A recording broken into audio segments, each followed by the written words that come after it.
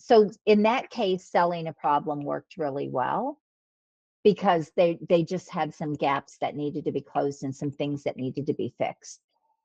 So it really, selling the problem can be a great lead generator, but it Hmm. shouldn't be the only thing you do. I guess that would be a better way to say it. Hey everyone, Chris G here, a Titan's Tale, and I'm telling you what, I'm excited today because I got a neighbor right down the road, Yeah. about 150 miles, off our Interstate 70. But that's the closest guest I've had so far. So everybody, please welcome Ann Carden. Hello, hello. Thank you, Chris, for having me. I'm so excited. And I'm so excited because we did just learn that we were close to I each know it. other. So yeah, that's cool. Ann, can you tell us a little bit about yourself, and then we'll get into a little conversation going on? Yeah, so I'm in Missouri, and I'm really a business growth strategist and coach, and I work with professional entrepreneurs, typically coaches, consultants, people that are selling professional services, agency owners, and I help them build really premium businesses. So really bringing in those high dollar clients and building their business with high dollar clients instead of small clients. Now, I was doing some research, and I'm kind of excited about the fact that you, you had a corporate life, and then you transitioned Mhm. into an entrepreneurship. Yes. I guess why or what caused that? Yes. So I was in corporate 13 years and my kids were born and basically daycare was raising them. We were living in California at the time and I didn't want daycare to raise my kids. And I also felt like we would have more opportunity for them here if we moved back closer to family. I wanted them to grow up around family, cousins, grandparents, all of that. So we made the move back to Missouri and I decided I was going to stay home and be a stay-at-home mom, but financially the math didn't work. My husband's paycheck just wasn't enough and we started struggling financially. So I started looking for a way to make money and that is how my first business started. I started making money out of what I knew to do and that was 7 businesses ago. I was going to say you're doing something right because you've had Well, 7 and you've yeah, sold 5. Is that right? I've sold 5 and I still have 2. So I have my Expert in You agency, which is like a marketing and media. And then I also have my consulting business, my Expert in You consulting. So yeah, it's been a ride. 34 years I've been an entrepreneur. Been through it all. Was there a? I actually had a. My last episode was about selling your business. Was it easy for you? So, oh gosh, I could tell you all the mistakes I made. Well, that's what we're here One, for. well, when I sold 2 of them, so I had 2 businesses together, and then I had another 2 businesses together. So I had 4 businesses at one time. And so when I sold them, I was selling them 2 at a time because they really meshed together, but they were separate businesses. The first 2 well, the first one I sold on my own. And then the second 2, or the second and third I sold, I have to think about this. We did our own sale. That was a whole other thing. And then the last 2 I sold through a broker. So I've done it both ways, selling it myself and selling through a broker. Your They recommendations on future? they had pros and cons, both of Yeah. them. Both Okay. of them had pros and cons. I'll be really honest, going through a broker was I felt like I did more of the work than he did. I wrote the ads, so that we would get more response. Oh wow. Yes, yeah. So it just I felt like I really paid them a lot of money for very little that they did. But that's not to say that's everyone's experience. That was just Sure. my experience. But on the flip side of that, I didn't have to do as much as I had to do with the other 2 that we sold on our own. There was a lot of work that went into that, where a broker took care of a lot of the paperwork and stuff like that. Like once we had the buyer, they took care of all that other stuff, the attorney and all that kind of thing. And we did all of that the first, when I sold the 2 businesses. So the first business that I had was small. I sold I had a doll company. I was global. I was like a manufacturing company out of my home. And I was employing a lot of other moms, and I was shipping my dolls. They were my own creations, my own designs, and I was shipping them all over the world, and kind of really built that into something. But then I went into the pattern side of things and started selling patterns and making designs for patterns and things like that.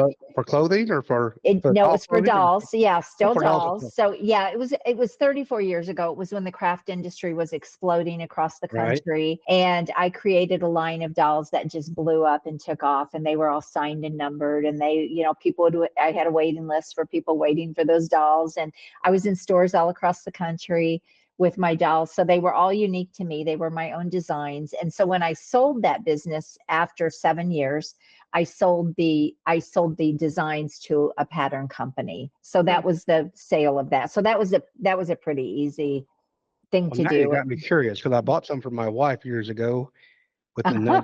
What was the name of the it company? it was Annie's Touch. I think I got a box of them things in the. I'm gonna look them up now. That is going to be so crazy. So I did a line of dolls around Noah's Ark. So some Noah's Ark fabric came out at the time. It started with rabbit dolls, and yeah, I could tell a whole story about how that all got started, but I started making rabbit dolls first because that's what the business owner that had the little store told me was selling. And I thought, okay, I don't know how to make a rabbit doll, but I'm going to figure this out. And I did. And then from there, it just kind of kept going. And this was a time when people were buying things like that to decorate their homes. Right. But then some Noah's Ark fabric came out, and it was really, for nurseries and clothing and things like that. And I'm a Christian, so I got the idea to do a line of Noah's Ark dolls, to do a male and a female and do all these different animals. And I mean, they ended up on the cover of an international magazine, and it just, my whole business just took off when I created those dolls. So I had giraffes and I had tigers and I had just any kind of animals you could imagine. But yeah, so that was sort of my claim to fame back then. Now that's neat, and I'm gonna be even neater if it's when I get up there in the attic and it's Andy's hutch. Anyway, so I know you've coached a lot of people over the years, and it looks like it says across 80 industries. That's a wide variety. It is.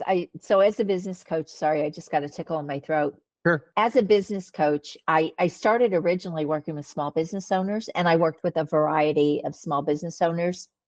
And then through the years, I ended up working more I wanted to go online. And so now I work mainly with coaches, consultants, professional entrepreneurs, really helping them grow and scale. And so I don't work with small business owners so much anymore. Like I was at one time, I called myself a contractor business coach because I helped a roofing company, and then he referred me to a plumbing company, and then he referred me to a painting company. And so I ended up with all these tradespeople and all these construction people, and I thought, yeah, and it was great. And I would go speak at their associations, and so I really kind of niched myself as a contractor business coach, but a lot in trade. So auto repair shops and really kind of anyone that sort of fit that trade model. So worked with them, but along the way, I worked with CPAs and financial advisors, and I'm pretty heavy into the marketing side of it and sales side of it as well. So even if they didn't need so much like all the business stuff, like a financial advisor, they still needed marketing. They still needed to know how to close sales and do all those things. So yeah, then over time, last I counted, it was 80 industries. It might be more than that now, but I'm kind of niched again with coaches and, Yeah. professional entrepreneurs. So Is it the same game, just different players, or is it? it's different. It is Mhm. different. How so? Yeah.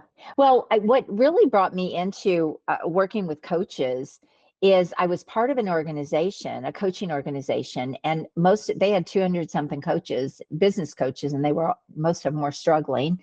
And it was because the way they were teaching the coaches to do lead generation and package and market and all those things, it really was just bringing in very low value clients. So they were all really kind of staying broke. And I was really frustrated because by the time I stepped into coaching, I was on the verge of selling the other two businesses because my coaching was kind of taking off. So I was sort of following their system. I was struggling, and I couldn't get beyond that 6 figures a year. And I was like, this is okay, what's wrong here? Like, I know how to build businesses, but it was kind of a different animal. And coming online was different as well. So I took a step back and I thought, okay, what do I know to do that I'm not doing in this business? And what I realized is I was not doing a premium model. I had always done a premium model in all my businesses where I always had premium services. And that was the thing that always helped my businesses expand because it was the most profitable. So instead of volume, I was going higher end. And so not only was I doing that in all my businesses, I was also teaching that same strategy in plumbing companies and like, let's go after your big thing.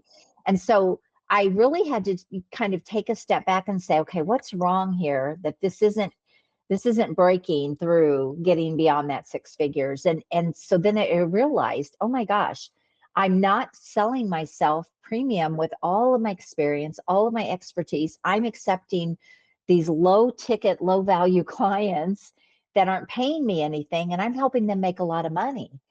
And I was like, okay, there's a disconnect here. So that's where my expert in you came from. I thought, okay, what is my expertise? What can I genuinely help people do and accomplish?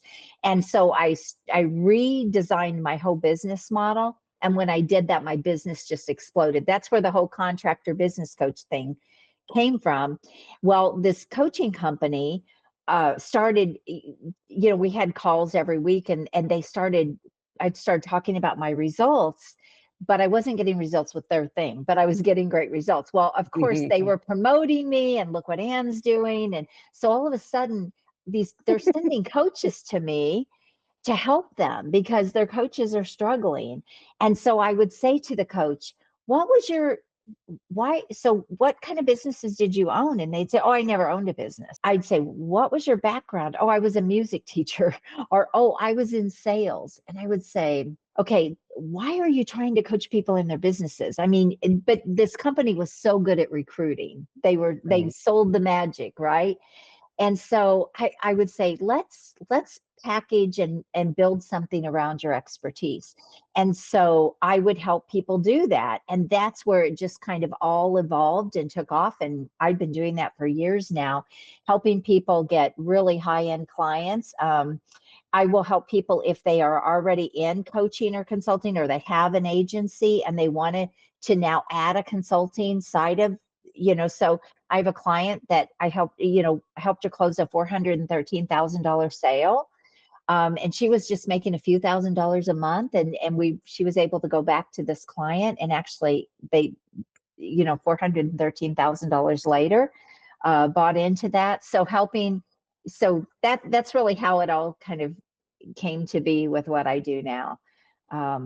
Yeah, so when people are working in their expertise and their experience, they can be working in a premium way, and a lot of them are not doing that. So, yeah. That's a good Titan's tail. Not to get into the numbers, but did your premium double or triple Well, I can typically the help amount? people I mean, I can help people typically 3 to 10 times what they're oh, getting paid. Mhm. okay, So whatever they're making, I mean, it's very rare that I can't triple what somebody is getting paid per client, but at the very minimum, it's going to be double. But they would have to be charging a lot of money for it to sure, only be double. Yeah. gotcha. Um, those clients that were they mainly the ones that bought your premium? Were they mainly current customers that you moved into it, or were they new customers that came on and you were using your other clients for testimonial type things? New. Yeah, Mhm. mostly new. A lot of the clients that and part of the reason too why I kind of went into this model is because I also bought into a lot of the strategies that were being taught online. So when I came online, it was a totally different animal, right? There was just so much to learn and do. And I kind of bought into the whole funnel thing. Sell something low and then ascend people up. I'm not saying there's anything wrong with that model, but when someone comes and they've got all this experience and expertise and brilliance, and most people have that, even if they've never sold that before, if they've got any kind of experience, they've got something that could be higher end. And that's really what I was trying to like extract from people. Let's really extract your value and the value that you can bring to the market. Let's repackage you, reposition you in the market, restructure your business so you can bring in those high-end clients. So yeah, for me, it was bringing in a lot of people that wanted to do that. They saw my marketing. They said, I know I'm not getting paid enough. I don't know how to do this. I don't know how to repackage. Or they had gone down the funnel route like I had and found themselves broke. And I even had someone, oh gosh, when I just think about the stories, one of my clients she had done the webinar thing, and she was selling her services for $3,500 for 90 days, and she was cutting her prices to get clients, and she hated her business, hated it because of what she was getting. And so she saw all my marketing, and so she reached out to me on LinkedIn and booked a call, and she said, okay, I don't know if I can do this, but I'm just miserable in my business. And I said, well, what was your background? Well, come to find out, she was brilliant in marketing and sales Oh, wow. for other people. Like, she had worked as, in sort of a director role almost for marketing and sales. But again, coaching is a bit different. And so we put together a new offer for her. I only worked with her a week. Well, I worked with her longer, but I mean, it was in our first week. And she reached out to somebody on LinkedIn and said, hey, this is what I'm doing now. And they said, let's get on a call. And she closed a $50,000 deal. I mean, like that. And so it's really, people have a lot of that opportunity sitting there, but they just don't know how to put the pieces together to go after it. Is there any of your clients outside the U.S. or? Yeah. I've worked with clients internationally. I am a higher end coach, and so the numbers have to make sense for them. So typically, I've worked with people in the UK. I get a lot of clients from Canada, so I don't really target like India or in Mexico, some of the places where Colombia, Brazil, some of the places where the fees are just much lower. I don't typically target them, but yes, I have. It just depends on their business. Mm-hmm. Is it about the same as coaching somebody outside versus Well, a lot of times they're trying to get US clients. So yes, they're wanting to play in the US. So it's different, but really it's not really different, even if they wanted to stay in their own country and coach. It's really not any different, or do consulting work, because I mean, the principles and the foundation is still the same. Have you ever had a mentor?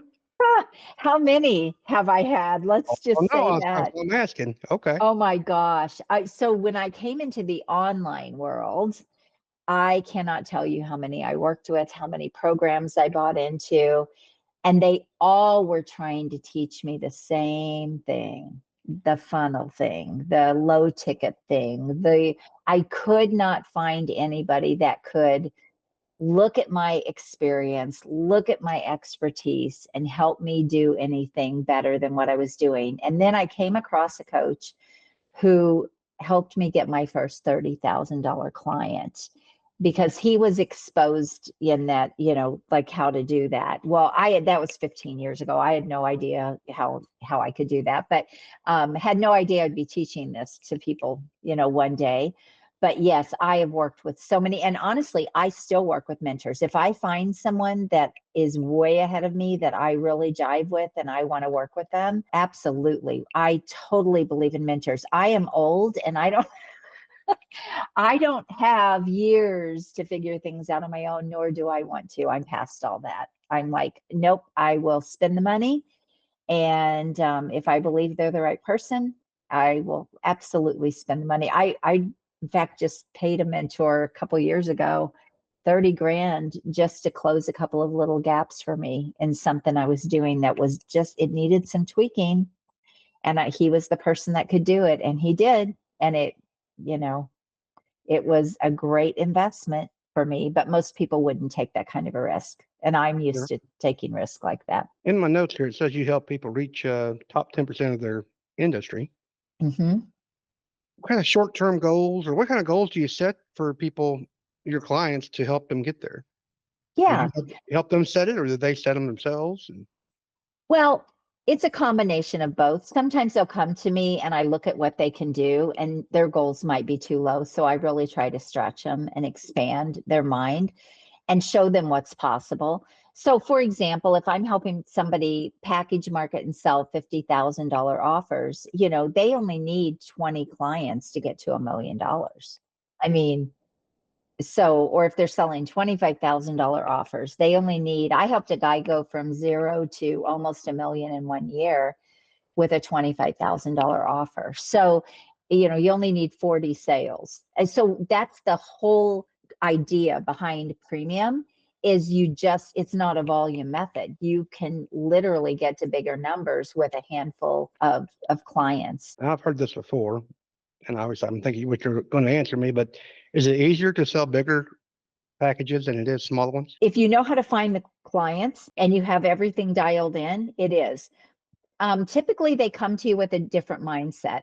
So when you're trying to find, when you're selling too low, you're talking about a volume business, right? And Mhm. so then you're going through a lot of people to try to sell your services. But when you're selling premium, they have more money than they have time, and they will pay money to save time. So if you can speed their results, if you can get them, if you can be the shortcut for them, and all this has to come out in your marketing, it has to come out in your offers, like there's a process to it. But once you get that dialed in and they can see, I will get people that get on a call with me and they will say, I don't know if I can afford to work with you, but you're the one I want to work with. Now that tells me my marketing is doing the job. But honestly, no matter what they paid me, it's like they're getting money. They're going to make money at a discount because they're never going to, they're always going to make back so much more money than they ever pay me. So money really is kind of irrelevant. So when you bring that up in your marketing, it is easier because they come already with the mindset of investing in their success. And that's very different from helping people fix a problem. Like it's still a problem. They want to scale. Right. They don't know how to scale, but they're more focused on investing in their vision and their success than it's not a problem for them. It's more of a desire for them. Which makes it easier for them to spend that money. Yes. That's interesting. Quite interesting. Because you always, last couple of months I've been hearing about solve the problem, solve the problem. And while it's still a problem, it's a different type of problem. It's a different kind of problem. Yeah. So I've done a lot of business turnarounds through the years. I've worked with hundreds and hundreds of business owners and entrepreneurs, and I've done a lot of business turnarounds. And here's one way that I would create something bigger, a transformational offer when I would go in. So I would get called people saying, I'm bleeding money every month, a contractor or a plumbing company or whatever. They'd say, I'm bleeding money every single month. I can't figure out what's going on. I can't figure out where it's going. Well, I can look at somebody's business and talk to them. And in about an hour, I can diagnose probably lots of areas where we could fix things. And so I would say to them, I can turn you around in 30 days. Like we can stop the bleeding and we can get you actually cash flow positive in 30 days based on what they're telling me, because I just know the strategies and the things that I can do with them. But it's only going to be a Band-Aid. We have to fix the problems that caused this to begin with. And so that's a longer engagement. That's not a 30-day turnaround. That means we've got to work together longer. And so that's how I would, so my lead generation would be 30-day turnarounds. But I would sell them into something bigger because they needed it. It was an integrity. They needed it. And so in that case, selling a problem worked really well because they just had some gaps that needed to be closed and some things that needed to be fixed. So it really, selling the problem can be a great lead generator, but it shouldn't be the only thing you do. I guess that would be a better way to say it. Okay. You want to also have something that's going to give people more of a transformation instead of a fix. And you mentioned you got to find those type of clients that have the desire to invest in their dream, I guess. So I'm just wondering, do you find them on Facebook or is this word of mouth? How do you advertise that type of product on Facebook? or Uh, LinkedIn? so I'm on Facebook, but it's not Yeah. my main place. I love Facebook because I just love the fast interaction you can have with people. And so have I got good clients from Facebook? Yes, I have. But LinkedIn is really more my playground, and that's where I get most of my business from LinkedIn. But I do things that pull people. So I will run events a lot, or I will do some sort of like right now, I'm creating a new offer called 100K in a day. So that is, I've already had people reaching out to me about it. And all I did was post, hey, I'm thinking about this new offer. Now, have I been able to do this with people forever? Yes, but I've never put it into an offer by itself. So I kind of said, I think I want to do this and put this into an offer. So I put it out to see if there was interest. Yeah. And I've already had people messaging me about it. So yeah, Can we talk a little bit more about that, the 100K in a day? yeah. So it's really around helping you package something high end. I say 10K to 50K. That's going to be about the range that you would do. And then you actually run virtual events. And you run a virtual event, you pull the right people into the room. So we do a VIP event where I like to call it the velvet rope strategy. Not everyone gets into the room. Only the right people get into the room. And then you actually are teaching and educating and helping them, and then you're able to close them into clients. So you can do that in a 1-day workshop or a half a day workshop. But they are VIP, they're VIP events. So they're very exclusive. They're put out there for anybody to apply, but then there's an application process they have to go through. So this is all just part of the system that I teach people. Are those virtual Mhm. usually? Okay. Yeah, they can be offline, but why? I Oh, mean, no, I hear you. No. yeah. I used to do all that stuff offline. I used to run workshops and seminars, and that's how I would feed my business and get a lot of clients. But yeah, now I do it virtually, and I Oh, mean it's yeah, so nice. You can create your own stage and pop one up. You could run 2 or 3 a month if you had the team to help fill them. So I could yeah. fly or drive. All right. Mhm. So let's say that somebody contacts you, and maybe it's the right person. I think that's well, take that back. The right person coming in is your clientele. The person holding the VIP event, they have to have some history, don't they? Or experience. You got to build that up first before you do the invite. So if they have expertise and so we, with the 100K in a day, we work off of results that they've had. So we pull together their expertise, their experience, their results, their credibility, and we build around that. Because you have to have confidence in what you're doing when you're selling high end. And this is why I absolutely love digging into what people's background was and everything, because people cannot see the value that they can create and how to package that. Um, so I love to help them figure out that piece. And then, okay, now who are the clients that you want to get to? And then how can we set up your event so you're pulling those right people into the room, and then you're showing them your genius and your brilliance. But we do work a lot off of what past results have been, your experience, all of that. But does that mean that you might be brand new to coaching? I mean, I had a client, he was not even, hadn't even launched yet, and sold $150,000 to one client. So it sometimes can be done very quickly. It just depends on where they are and some of their experience. If they're confident already, they might be speaking on a stage, and we can take what they've been speaking about and package that up, and they could sell a program off the back of that. So if they're confident and so there's several things I look at. You have to be willing to kind of step into the spotlight, right? To be able to run an event, to be in the front of the room, create the event. But I help them do all of those pieces, but they have to want to do that. So um, that's the fastest path, because otherwise you're out there looking for one client at a time. This way you get to pull a lot of people in, and it's all done on math, and there's a whole process to it. But this way they can close several people at a time. Or, I mean, if you think about it, if you run a virtual event, this is how the 100K can happen.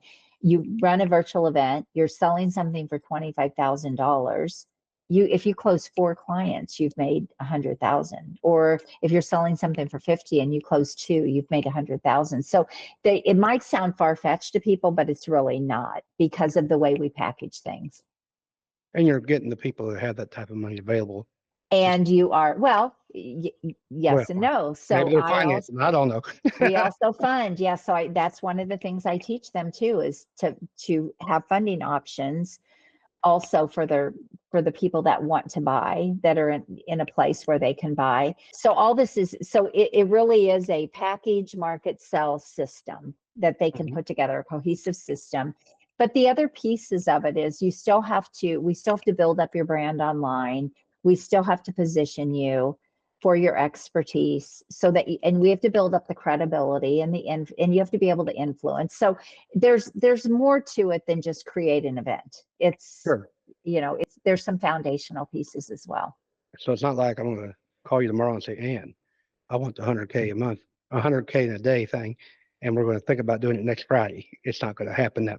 Well, no, you're going to need, you're going to probably, depending on what you need. Now, some people, Sure. if Well, they've got some things in place, they could go out and fire that up in 30 days. Some people could go out and, they might need 60 days. Some people could do it in a couple of weeks because they've got enough of a following. If they just came up with a really, I call them can't resist offers.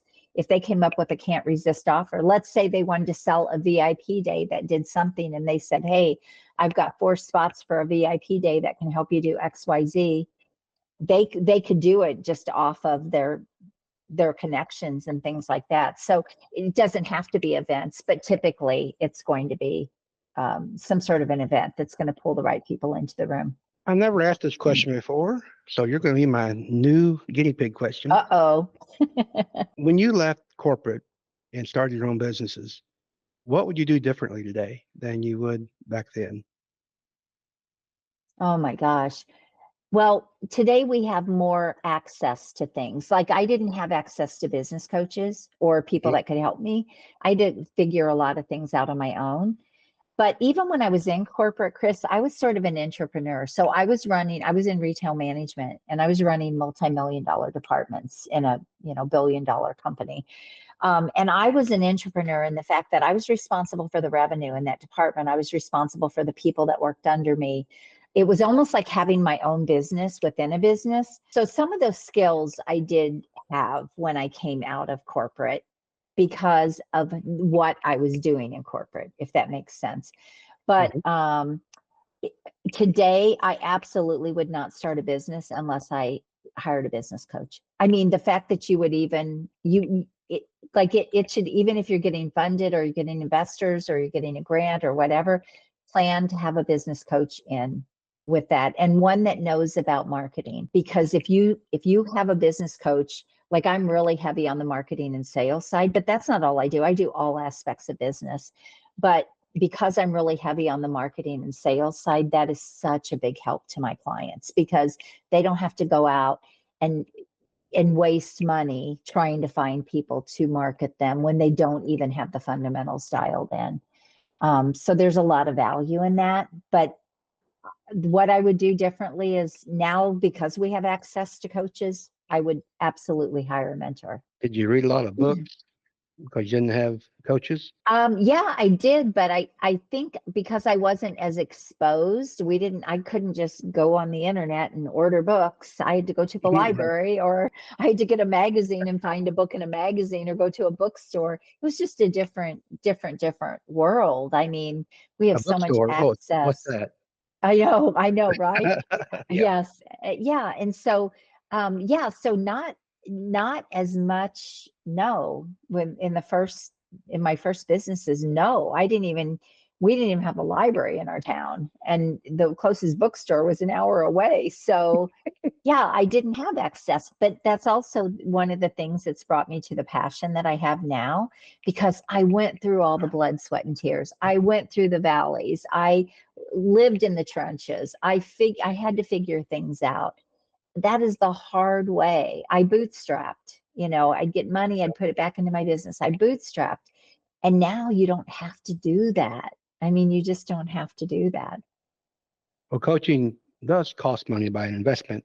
You got to look at it that way, but it saves you a lot of time and save you a lot of mistake money, educational money that Oh, yeah. 100%. Like I'll save people more than they'll ever pay me. I mean, I save them that much, not even talking about what I help them make, but I will save them so much more than they will ever pay me. Yeah. I need to raise my prices. Oh, oh my gosh.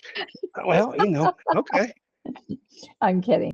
I Mention the Titan's tail and you get a discount, and then I want to get a commission. There we Okay, go. I there we do. go. I give referral fees. Yes, I Yeah. do. Yep, I do. It's funny. Well, tell me about the family. Do you employ any of your family? Oh no. Oh, okay, just wondering. No, no, no. All my team is everybody that works in my business, they're all contractors with the exception of one person. So she's my main right hand, my executive assistant, but everybody else, they're all contracts. So I built a really good solid team around me where we can do done for you. So somebody wants to get their book written, we can write their book in 60 days. Somebody wants to get their podcast launched, we can launch their podcast. Somebody wants to get get 100 pieces of social media content done, we can help them do that. So we have done for you packages, but I am a partner to those people. So Mhm. I'll bring in the business. So those are all new other revenue streams. And this is something I teach people too. You can build revenue streams in multiple ways that don't require you. So it's a way to scale. So that's all. Those are all scale strategies. But yeah, there's like 18 ways I bring money into my business. You have a lot of spare time. You have a good work-life balance, I Oh guess. my gosh, yes. Oh yeah, we travel. I have grandkids and Oh, they live in Texas. And so we go see them. And yeah, it's great. and you can work from anywhere. I can. And that was one of the reasons I wanted to come online is I wanted to be able to travel. I wanted to be able to work from anywhere. We have you and I were talking about this before we started recording. We have a condo at a lake, and so we're down there a lot. We also have some farm property. And so we go up there. And so we have different places that we like to go and love to travel and do different things. So yeah, it's the best life. Well, and if somebody wanted to reach out and get in contact with you, what would be the best way to do that? Yeah, you can go to my website at annlcarden.com. You can book a call there. There are free resources there. You can get my podcast there, articles, learn a lot. So that's the best way. You can book a call from there if you want to. What's your podcast name? Expert in You. Expert in You. And I just recently launched a magazine. I don't know if you can see it behind me. Oh, I So do. yeah. So we that's our first edition, which is why I'm on the cover. I'm not going to be on the cover after that, but that's the first edition. And so I launched that. So I have my podcast, I have my books, my Expert in You book, the magazine. So I'm building up the Expert in You brand side of my business. So that's the marketing media side. And then I also have the business coaching side. Awesome. Oh, Ann Carden. That's Ann, Ann, Carden, Mhm. Carden. And as always, if you are busy doing something and just listening, you can always go to titanstale.com and find Ann and all our great guests in our directory.